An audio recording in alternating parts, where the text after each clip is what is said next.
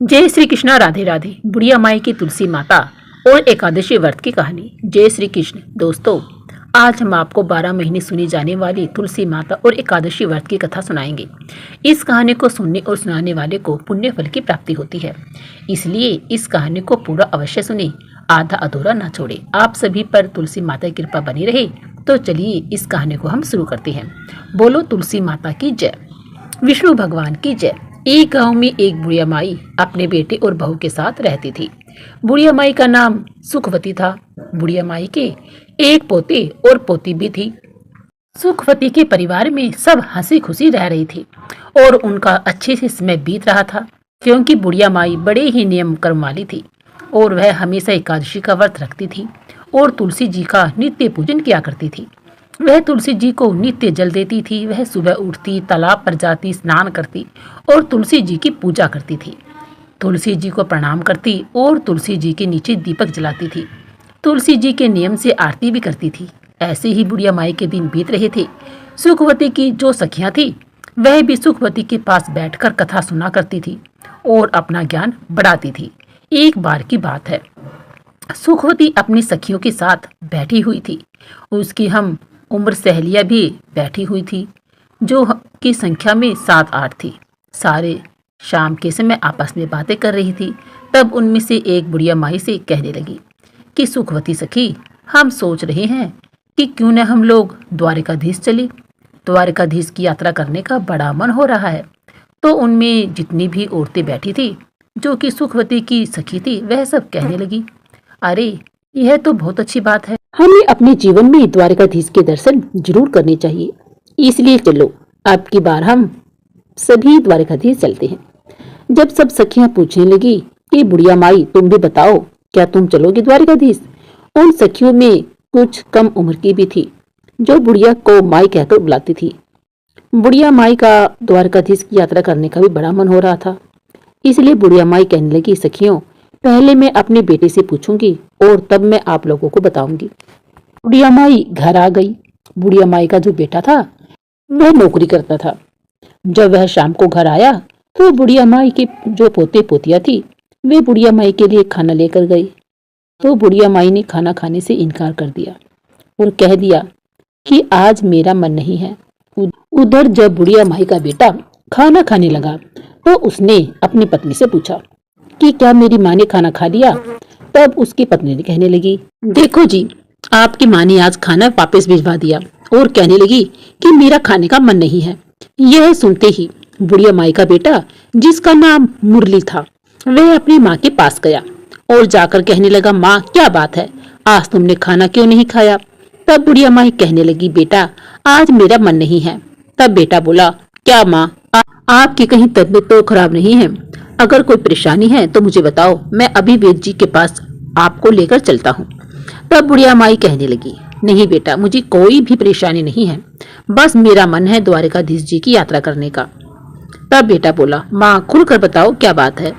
तब बुढ़िया ने शाम को हुई अपने सखियों के बीच की सारी बातें अपने बेटे मुरली को बता दी कि बेटा, मेरी 8-10 सखियां द्वारिकाधीश की यात्रा पर जा रही हैं और मेरा भी बड़ा मन हो रहा है कि मैं भी द्वारिकाधीश की यात्रा पर जाऊं।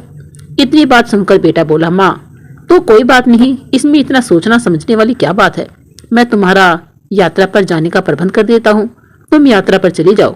तो बुढ़िया माई बेटे के मुंह से यह सुनकर बड़ी खुश हो गई और वह अपने द्वारिकाधीश का ध्यान करने लगी और वह कहने लगी, बेटा पर मेरी एक और चिंता है। तब बेटा बोला, माँ बताओ क्या चिंता है? और माँ बोली, बेटा अगर मैं द्वारिकाधीश की यात्रा के लिए जाऊंगी तो कम से कम 4-5 दिन तो लग ही जाएंगे, और फिर उसके बाद मेरी जो आंगन में तुलसी रखी है, उसे कौन सींचेगा, उसकी कौन पूजा करेगा और कौन उसकी आरती करेगा? तब बेटा बोला, माँ तुम चिंता मत करो, वह सब तुम्हारी बहू कर लेगी, मैं उससे बोल दूंगा, वह तुम्हारी तुलसी जी की पूजा कर लेगी। अब बुढ़िया माई निश्चिंत हो गई और वह कहने लगी, ठीक है बेटा। और अगली सुबह बुढ़िया माई की द्वारिकाधीश जाने की तैयारी होने लगी। बुढ़िया का बेटा अपनी पत्नी से बोला कि सुनो भाग्यवान, मेरी माँ द्वारिकाधीश की यात्रा पर जा रही है, इसलिए मेरी माँ के लिए काजू बादाम के अच्छे से लड्डू बना दो, ताकि रास्ते में मेरी माँ को कोई परेशानी ना हो। जो बुढ़िया की बहू थी वह मन ही मन में सोचने लगी, मुझे तो एक दिन के लिए भी मायके जाने नहीं देती। और अब देखो, बुढ़िया माई आराम से 4-5 दिन के लिए यात्रा पर जा रही है। चलो, यात्रा के लिए जा रही है वह तो ठीक है, अब इनकी पूजा पाठ का काम भी मुझे सौंप कर जा रही है। बुढ़िया की बहू कुछ कह तो नहीं पा रही थी, लेकिन उसने मन ही मन एक साजिश रची। उसने अपने पति से तो बोल दिया, ठीक है, मैं माँ के लिए गोंद, गिरी और बादाम, काजू के लड्डू बना दूंगी और उन्हें एक डिब्बे में भर भी दूंगी और माँ को दे दूंगी। बेटा तो सुबह नौकरी पर चला गया और जो बुढ़िया की बहू थी उसने क्या किया कि जो तुलसी जी का गमला था उसमें तुलसी लगी हुई थी, उसमें से उस बहू ने तुलसी जी को जड़ से उखाड़ लिया और जड़ सहित उसे एक पीतल के डिब्बे में भर दिया और अपनी सासू माँ को थैली में रखकर दे दिया और बोली, ये लो माँ जी, इसमें गोंद, गिरी, काजू बादाम के लड्डू हैं, आप इन्हें रास्ते में खा लेना। और बुढ़िया माई अपने बेटा बहू को आशीष देती हुई अपने तीर्थ यात्रा के लिए चलते समय अपनी बहू से बोली, बेटी मेरी तुलसी जी का ध्यान रखना। बहू बोली, ठीक है माँ जी, आप बेफिक्र होकर जाइए। अब बुढ़िया माई ने तो आशीर्वादों की छड़ी लगा दी। वह कहने लगी, बहू ने तो मुझे काजू बादाम के लड्डू बनाकर दिए हैं। वह कहने लगी, दूधो नहाओ, पूतो फलो, लाखों में बैठो, करोड़ों में उठो, दिन दूनी रात चौगुनी तरक्की करो, सौभाग्यवती रहो, मेरी बेटे का काम अच्छा चले। अब वह तरह तरह के आशीर्वाद देती हुई बुढ़िया माई अपनी सखियों के साथ जा मिली। अब सारी सखियां और बुढ़िया माई द्वारिकाधीश की पैदल यात्रा कर रही थी। यात्रा करते करते उन्हें शाम हो गई।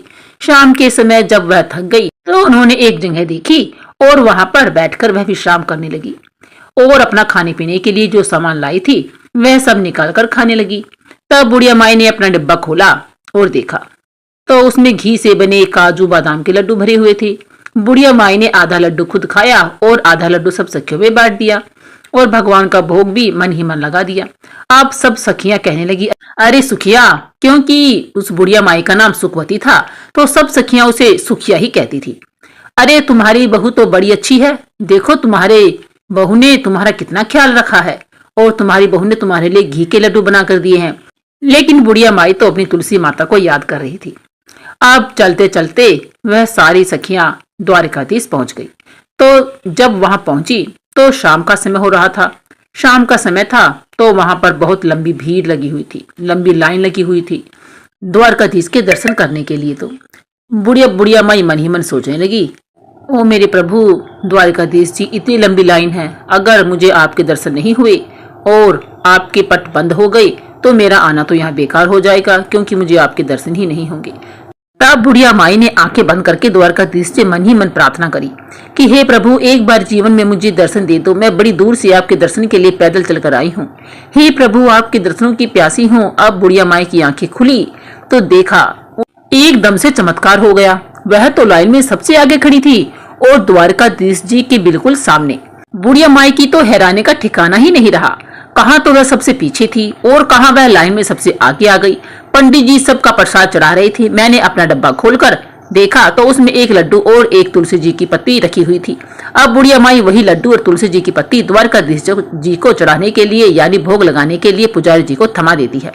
फिर मन ही मन बुढ़िया माई सोचने लगी, हे प्रभु, यहाँ तो एक से एक अमीर सेठ आए हुए हैं, महंगी से महंगी मिठाइयाँ लाए हुए हैं, लेकिन मेरी मिठाई का कहाँ नंबर आएगा जो द्वारकाधीश जी मेरी मिठाई का भोग लगाएंगे। मन में भगवान को याद कर रही थी, हे प्रभु, मेरे भी लड्डू का भोग लगाओ और मुझे निहाल कर दो। बुढ़िया माँ ने आंखें खोली तो उसकी आंखें आश्चर्य से फैल गई।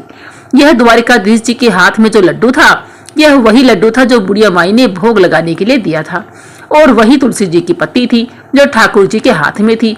अब तो बुढ़िया माई बड़ी प्रसन्न हुई। वह तो गदगद हो गई कि प्रभु ने मेरा भोग स्वीकार कर लिया। अभी जो द्वारकाधीश जी के पुजारी थे वह सबको प्रसाद दे रही थी तो उसने बुढ़िया माई को भी प्रसाद दिया। बुढ़िया माई ने वह प्रसाद अपने पल्लू में ले लिया और हाथ जोड़ लिए। फिर वो प्रसाद को लेकर सोचने लगी, यह प्रसाद मैं घर लेकर जाऊंगी, अपने बहू बेटे और पोते पोतियों के साथ मिलकर इसका भोग लगाएंगे और सब ग्रहण करेंगे, क्योंकि यह द्वारकाधीश जी का आशीर्वाद है। यह सोचकर उसने उस पीतल के डिब्बे में जो भोग था, जो पुजारी जी ने प्रसाद दिया था, उस प्रसाद को बुढ़िया माई ने रख लिया और बाहर आ गई। बाहर आई तो काफी देर तक अपनी सखियों का इंतजार करने लगी। जो काफी देर बाद उसकी सखियां आई तो कहने लगी, अरे बड़ी घबराहट हो रही है, बड़ी भीड़ थी, हमें तो सही से दर्शन भी नहीं हुए द्वारकाधीश जी के। इतना चलकर आए, इतना धक्का मुक्की है, लेकिन वहां हमें दर्शन नहीं हुए। कोई कहती, अरे मुझे तो थोड़ा थोड़ा सा हुए थे, बड़ी भीड़ है। सब अपनी अपनी परेशानियां गिना रहे थे और बुढ़िया माई मन ही मन मुस्कुरा रही थी। वह कहने लगी कि मुझे तो द्वारकाधीश जी के बहुत अच्छे से दर्शन हुए और मेरा तो भगवान ने प्रसाद भी ग्रहण कर लिया। इस तरीके से अब सारी सखियां अपने द्वारकाधीश जी की यात्रा करके अपने गांव के लिए वापस जल्दी से घर पहुंचने लगी। और घर पहुंचने पर बुढ़िया माई ने अपने बेटे बहू को आवाज लगाई। बेटा अंदर से आया और माँ के पैर छुए। बेटे को माँ ने बहुत से आशीर्वाद दिए। जुग जुग जियो मेरे लाल, मेरी यात्रा बड़ी सफल रही। फिर कहने लगी, अरे बेटा बहू दिखाई नहीं दे रही है, क्योंकि बेटा हाथ में पानी का गिलास लेकर खड़ा था कि माँ को पानी पीना होगा और आराम से बैठ जाओ। माँ कहने लगा। पानी का गिलास जब बेटा लेकर खड़ा था तो बुढ़िया माई पूछने लगी, बेटा बहू कहाँ गई है? तब बेटा बोला, माँ मैंने उसे घर से निकाल दिया। माँ कहने लगी, बेटा यह तूने क्या अनर्थ कर दिया? मेरे जाने के बाद मैं जो 4-5 दिन की यात्रा पर गई और तूने पीछे से बहू को ही घर से निकाल दिया। ऐसा क्या हुआ जो तूने मेरी बहू को घर से निकाल दिया? मेरी बहू तो बड़ी गुणी है। तब वह बेटा कहने लगा, माँ जो तेरी बहू है उसने तेरे साथ बड़ा छल किया। मैंने उसे गोंद और बादाम काजू के लड्डू बनाने के लिए बोला था कि मेरी माँ यात्रा पर जा रही है, और उसने आंगन में लगी तुलसी को उखाड़ कर उसकी जड़ समेत उस पीतल के डिब्बे में भरकर तुम्हें दिए थे। उसमें उसने तुम्हें लड्डू नहीं दिए थे। तब बुढ़िया माई कहने लगी, अरे बेटा मैंने तो डब्बा खोलकर देखा था, उसमें तो काजू बादाम के ही लड्डू थे और मैंने खाए भी और अपने सखियों को भी खिलाए। तब वह कहने लगा, नहीं माँ, उसने तो साजिश रची थी। जब मैंने तुलसी जी की पूजा के लिए बोला तो आंगन में तुलसी ही नहीं थी। तब मैंने उससे पूछा तो उसने मुझे सारी बात बताई कि उसने जो जलन में आकर किया, क्योंकि माँ को तो यात्रा के लिए भेज रही हो और मुझे मायके भी नहीं भेजते, इसलिए उसने तुलसी जी को उखाड़कर आपके डिब्बे में भर दिया। अब बुढ़िया माई कहने लगी, बेटा कोई बात नहीं, बहू ने ऐसा किया है, चलो उसकी गलती है, लेकिन उसी के कारण तो मुझे द्वारकाधीश जी के दर्शन हुए हैं। मेरे साथ तो बेटा इतने चमत्कार हुए हैं कि मैं क्या कहूँ। मैं तो भीड़ में सबसे पीछे खड़ी थी, तभी द्वारकाधीश जी की कृपा से भीड़ में सबसे आगे हो गई। और तो और बेटा, मेरे डब्बे में एक तुलसी जी का पत्ता और एक लड्डू था। शायद तुलसी माता की कृपा से ही वह तुलसी जो लड्डू में बदल गई थी। तुलसी माता ही की कृपा थी कि मेरे डब्बे में एक लड्डू और एक तुलसी का पत्ता था, क्योंकि भगवान द्वारकाधीश जी को बिना तुलसी का भोग नहीं लगाते, इसलिए तुलसी माता की कृपा से मेरे डब्बे में एक पत्ता और एक लड्डू मिल गया था। इसीलिए द्वारकाधीश जी ने मेरा भोग स्वीकार किया था, क्योंकि उस पर तुलसी दल भी था। बेटा मेरी बहू ने चाहे जो कुछ भी किया, मुझे तो द्वारकाधीश जी के दर्शन हुए और मेरे साथ बहुत से चमत्कार भी हुए। मैं तो द्वारकाधीश जी के दर्शन करके निहाल हो गई। बेटा तू अभी जा और बहू को मायके से लेके आ। बेटा अपनी माँ की बात को टाल ना सका। बेटा तो चल दिया अपनी पत्नी को मायके से लाने और अपनी पत्नी को लेकर घर आ गया। जब बहू मायके से घर आई तो अपनी सासू माँ के पैरों में पड़ गई और माफी मांगने लगी। तब बुढ़िया माई कहने लगी, अरे बहू मैंने तो तुझे कब का माफ कर दिया, तेरी वजह से तो मुझे भगवान जी के दर्शन हुए। अगर तू ऐसा ना करती तो पता नहीं मुझे भगवान जी के दर्शन कब होते या नहीं होते। मैंने तुझे माफ कर दिया, लेकिन हाँ अगर तुझे माफी मांगनी है तो एकादशी माता और तुलसी माता जी से मांगो। अब बहू ने तुलसी माता जी से माफी मांग ली और एकादशी माता जी से भी माफी मांग ली।